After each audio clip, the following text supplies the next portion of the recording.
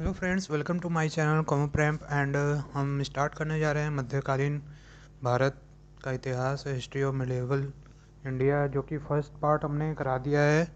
Video description में आपको मिल जाएगा। तो बिना देरी किए हुए हम चलते हैं अपने चैप्टर इस्लाम के उदय पे। तो इस्लाम के उदय पे हमने पैगंबर साहब की नकारात्मक शिक्षाएं जो हैं वहाँ तक कर लिया था, जिसमें कि मूर्ति पूजन की निंदा और तपस्यावाद का विरोध और अहिंसा में विश्वास कैसे उन्होंने किया था।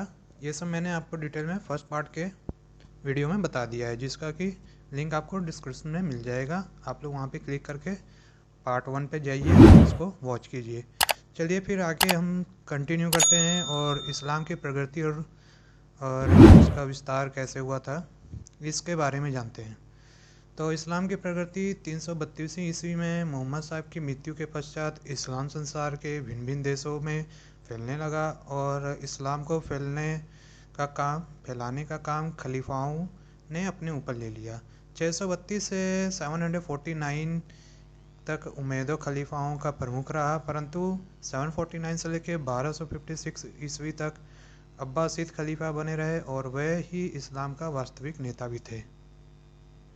तो उमैयद खलीफा के बारे में अब जानते हैं कि उमैयद खलीफे में कौन कौन व्यक्ति थे और कब से कब तक थे। तो सबसे पहले नाम आता है अबू बर्क, जो कि 632 से लेकर 634 तक राज किया उन्होंने। पैगंबर साहब की मौत के बाद अरब लोगों ने अबू बर्क को अपनी खलीफा चुना। ठीक है। पैगंबर साहब के परिवार के एक मुख्य सदस्य थे तथा ससुर भी थे। ठीक है। और पैगंबर साहब के जमाता अली साहब को इस अधिकार से वंचित रखा गया। इस प्रकार यह स्पष्ट तथा स्थापित कर दिया गया कि खिलाफत लोकमत के अनुसार ही मानी जाएगी। अबू बर्क बहुत ही नेक मनुष्य थे, जो बहुत सादा तथा पवित्र जीवन व्यतीत करते थे और जिन्होंने इस्लाम का प्रचार तथा संसार के लिए बहुत कुछ किया। उनके 2 वर्ष के अवधि काल में इस्लाम धर्म इराक तथा सीरिया तक फैल गया। 634 में उनकी मृत्यु हो गई। जो अबू बर्क थे उनकी 634 ईस्वी में मृत्यु हो गई। उसके बाद दूसरे नंबर पे आते हैं उमर साहिब। 634 से लेकर 644 तक वो इस्लाम को आगे कंटिन्यू किए। ठीक है। अबू बर्क की मृत्यु के बाद खिलाफत उमर साहिब के हाथों में आ गई, जो कि पैगंबर साहब के बहनोई थे तथा परिवार के सबसे बड़े सदस्य भी थे। उमर साहब के अधीन ही खिलाफत की पदवी का महत्व बढ़ा। उन्होंने इस्लाम के साम्राज्य को बढ़ाने के लिए बहुत कुछ किया। उन्हीं के नेतृत्व में ईरान के सम्राट की हार हुई। उनकी सेनाएं उत्तरी अफ्रीका की ओर त्रिपोली तक जा पहुंची और उमर साहब की मृत्यु 644 में हुई। परंतु पहले इराक, बेबीलोन, ईरान, मिस्र और अफ्रीका के कुछ भाग जीत लिए गए थे और वहाँ इस्लाम का झंडा गाड़ दिया गया था।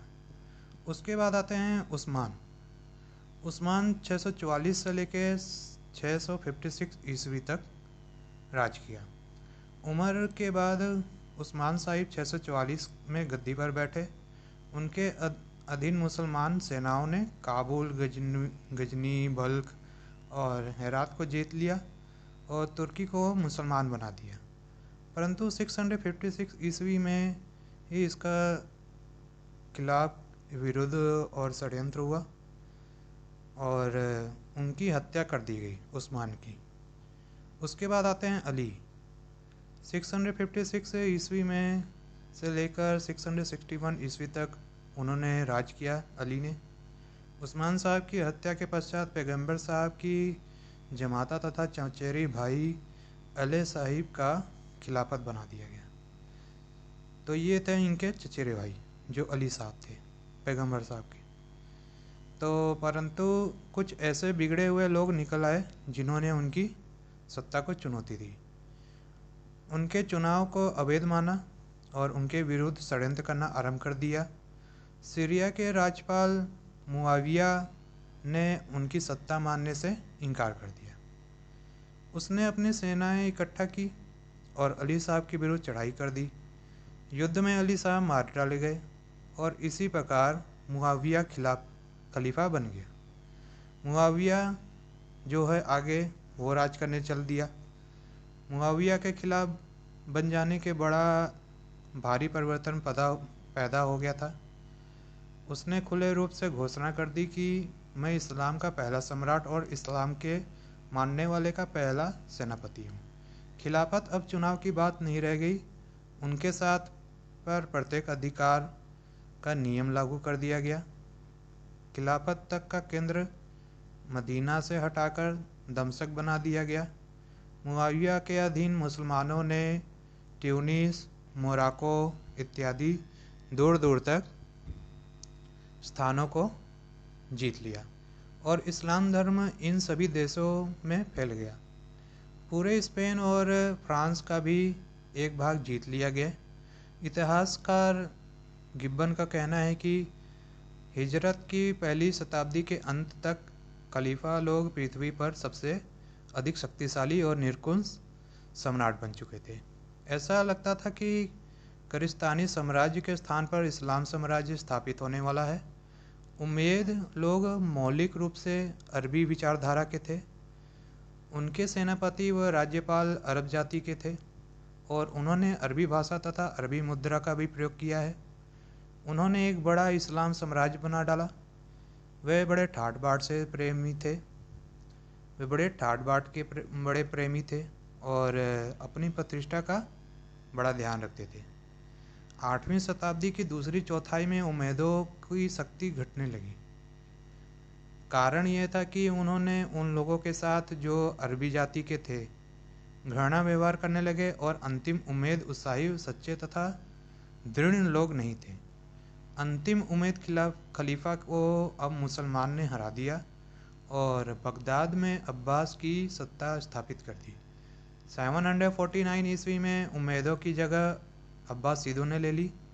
अब्बासीद खलीफे जब आए तो वो 749 से लेके 1256 ईस्वी तक राज किए। जो अब्बासीद खलीफे थे उन्होंने दमश्क के स्थान पर बगदाद को अपने राजधानी बनाया। अब्बासीदों ने अपने से अरबी तत्व पिछड़ गए। अब ईरानी आगे आए। खलीफा के दरबार में ईरानी रीति रिवाज अपना लिए गए। अब्बासी धर्म के शिया थे जबकि उम्मैद सुन्नी थे। जो उम्मैद के लोग थे वो सुन्नी थे। और अब्बासीद खिलाफाओं में सबसे प्रसिद्ध हारू अल रशीद हुआ, जिसके राज्यकाल में बगदाद कला और ज्ञान का केंद्र बना। तुर्की के सेना में नौकरियां मिली।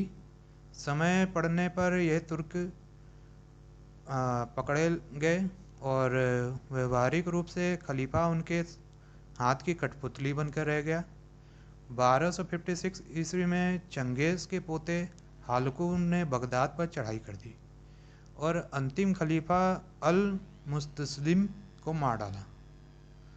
इस प्रकार बगदाद में खिलाफत का अंत हो गया। चाहे अल मुस्तस्लिम के संगे संबंधी मिस्र के इस्लामी संसार के ऊपर अपना अधिकार जतलाते रहे। अब आते हैं 8वीं शताब्दी के आरंभ में भारत की राजनीतिक दशा कैसी थी। 8वीं शताब्दी के आरंभ में भारत ऐसे परिवार का दुखदाई दृश्य प्रस्तुत करता था, अपने आप में बटा हुआ हो। 647 ईस्वी में अंतिम महान हिंदू सम्राट हर्षवर्धन की मृत्यु के परिणाम स्वरूप भारत के टुकड़े टुकड़े हो चुके थे और प्रभुसत्ता प्राप्ति के लिए छोटे छोटे राजाओं के बीच मारधार छिड़ी हुई थी। लगभग 50 वर्ष के दुष्टतम राजनीतिक गड़बड़ी छाई रही थी। परिणाम यह हुआ कि 8वीं शताब्दी के आरंभ तक यह देश के अनेक स्वतंत्रताओं राजाओं के बीच बट गया था, जिसके पास भिन्न भिन्न दर्जे तथा शक्तियाँ तथा प्रतिष्ठा थी और जिनकी मुख्य धंधा सैनिक शान तथा आक्रमणकारी युद्ध था। सारे देश में केंद्रीय सरकार नाम की कोई चीज़ नहीं थी और देश अनेक स्वतंत्र राज्यों में बटा हुआ था। इनमें से बड़े बड़े राज्यों में दो वर्गों में बटा जा सकता था: उत्तरी भारत के राज्य, दक्षिणी भारत के राज्य तथा दक्षिण। तो गाइस, अगर आपको वीडियो पसंद आया हो तो लाइक करें और वीडियो को सब्सक्राइब कर दीजिए। मिलते हैं नेक्स्ट वीडियो में, थर्ड पार्ट में। Thank you very much.